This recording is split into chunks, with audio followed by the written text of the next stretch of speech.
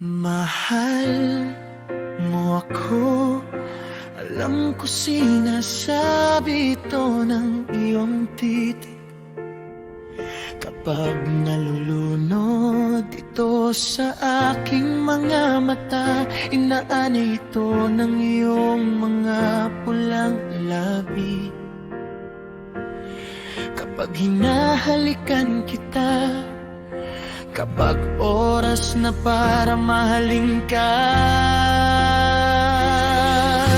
nararamdaman ko ito sa iyong katawan at sa bawat galaw ng iyong balakang.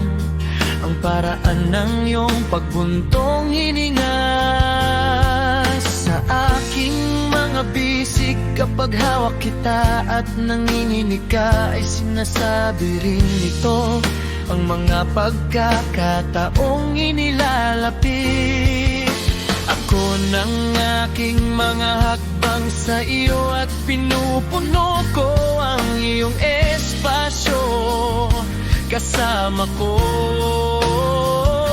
Kapag pinapawi ng aking mga halik ang iyong mahal kita.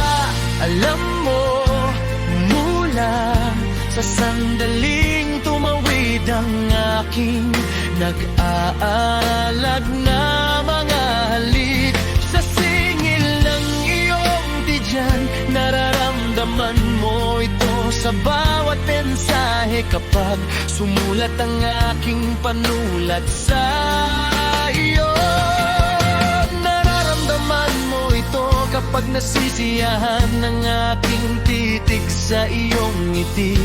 Kapag tinatanggap ng iyong likod ang mga haplos na ibinibigay sa iyo ng aking mga kapwa. Kapag ang aking madamdaming mga taluktot ay umiibig sa iyo, kapag ang aking madamadaming mga taluktot ay umiibig sa iyo, mahal kita. Ramdam ko ito mula sa sandaling iyon, nang ang aking katawan at ang iyong katawan ay sumayaw ng hubad, mahina at mabagal sa kama. Ang nasaksihan ng una ng pananabik na ating naramdaman, ng inumin nating haramnap na rumason sa ating mga kaluluwa at pinakadalisay na mga pagnanasa. Mahal mo ako at mahal kita, walang duda diyan. Tayo'y araw at buwan na sumasayaw sa ilalim ng gabi.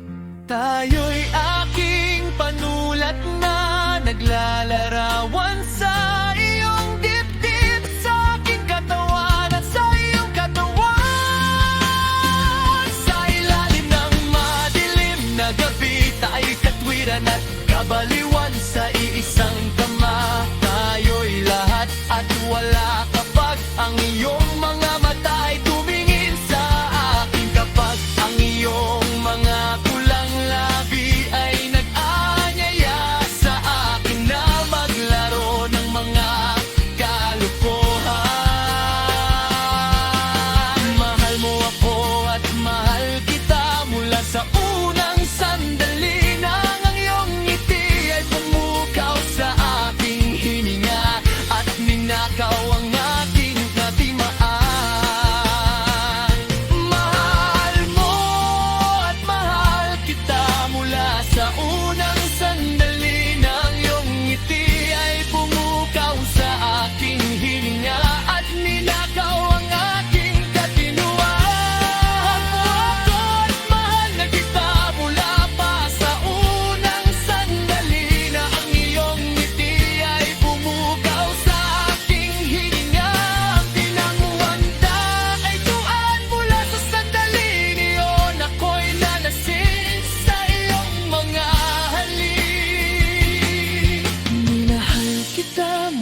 pa sa unang sandali. Paano kita hindi mamahalin kung ikaw ay nasa aking isipan? Nang walang dahilan o kasama mo, ikaw ay nasa aking panulan.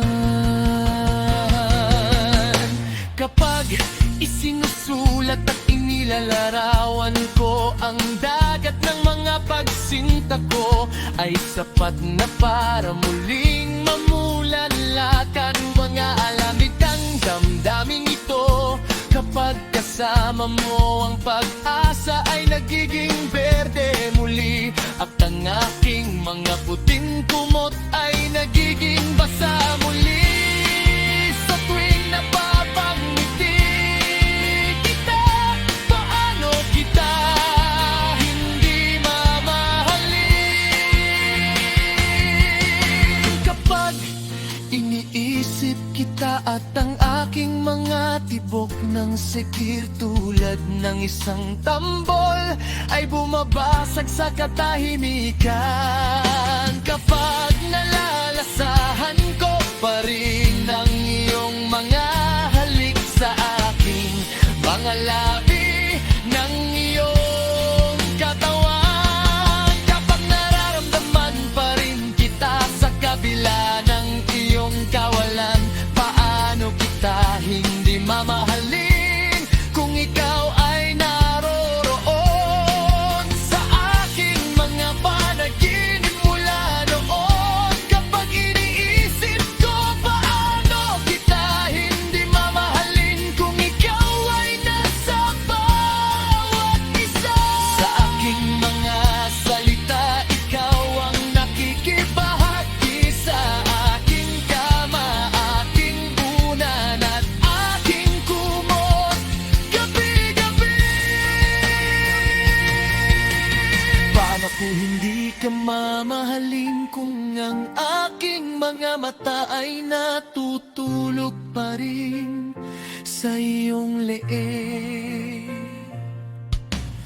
O tuwing umaga ay nagigising ako pang maging iyong unang imahe at tupang malasing sa iyong unang ngati. Paano po hindi ka mamahalin kung